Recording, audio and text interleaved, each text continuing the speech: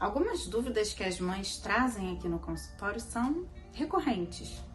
E uma das mais comuns é: Rai, como é que eu faço para armazenar o leite materno que eu ordenho e como eu faço depois na hora de oferecer? Então eu vou explicar para vocês. A gente faz ordenha sempre manual ou com uma bomba de boa qualidade. O intuito da ordenha vai influenciar a escolha do melhor momento para fazer. Por exemplo, se é uma mãe com hiperlactação e precisa conter aquele excesso de ejeção de leite para não prejudicar a qualidade da amamentação, ela vai precisar ordenhar um pouquinho antes do bebê mamar, não até esvaziar a mama, porque isso faria com que ela aumentasse ainda mais a produção, mas pelo menos até que o leite não saia com tanta facilidade.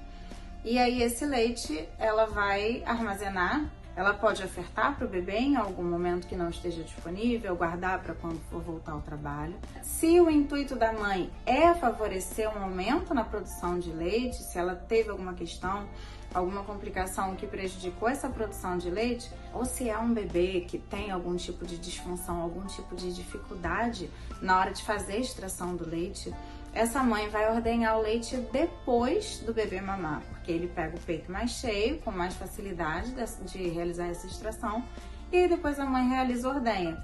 Nesse caso, ela vai ordenhar sim até esvaziar o peito, para que haja um suporte nesse aumento da produção de leite. Se o intuito é a volta ao trabalho, o ideal é que essa ordenha seja realizada a cada 3 horas para manter ali um padrão contínuo de produção de leite, né? De quantidade que essa mãe vai conseguir extrair, visto que conforme a gente vai realizando ordenhas regularmente, a quantidade de leite que a gente consegue extrair aumenta. Então, o ideal é essa mãe retirar o leite a cada 3 horas, se possível, né? A gente sabe que com o bebê em casa às vezes fica complicado, mas se a intenção é só armazenar, não importa se é antes do bebê mamar, se é depois, se a gente está extraindo leite de um peito enquanto o bebê mama no outro. Então, primeiro a gente precisa definir qual é a minha intenção com essa extração de leite.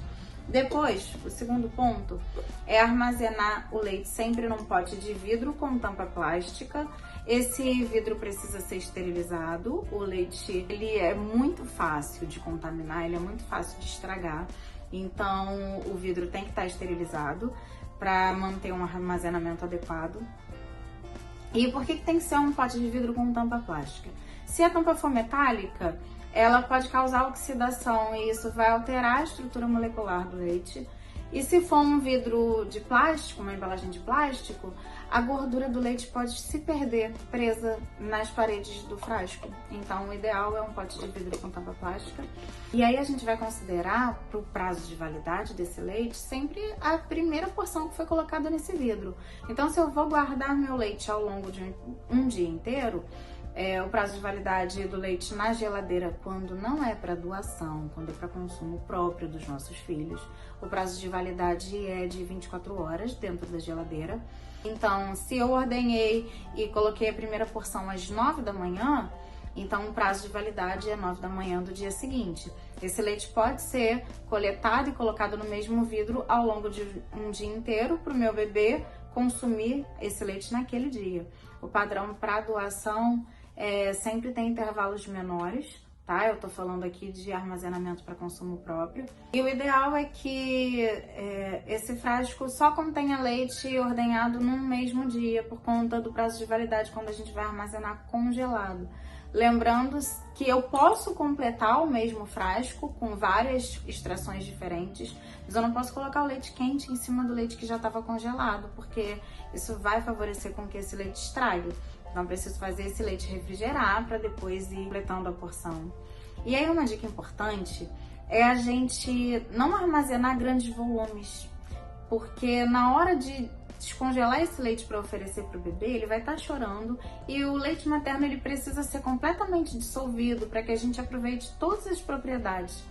E é muito difícil fazer isso com uma quantidade maior do que 60 ml, por exemplo. Então, por mais que talvez o bebê consuma um volume maior, um conselho interessante é sempre armazenar em porções de no máximo 60 ml. E aí, como é que eu descongelo esse leite para oferecer?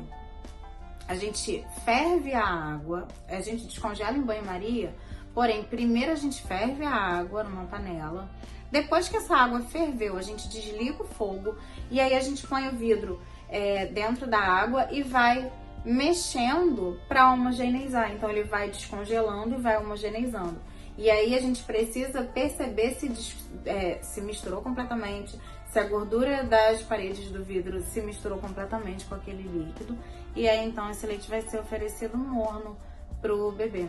E quando a gente pensa em consumo próprio, não sendo para doação, porque o leite doado ele é ofertado a bebês de alto risco, então são bebês que precisam de muitos cuidados. Então por isso o prazo de validade desse leite para doação é menor. Mas dentro de casa, o nosso freezer, sendo aquela geladeira de 2 portas, pode durar uma média de 3 meses. Então a gente consegue fazer a extração, por exemplo, para volta ao trabalho, 3 meses antes. Alguns freezers de melhor qualidade, inclusive, podem fazer com que esse leite dure ainda mais tempo. Então é isso, tá aí sanada uma das dúvidas mais frequentes que eu recebo das mães aqui no espaço.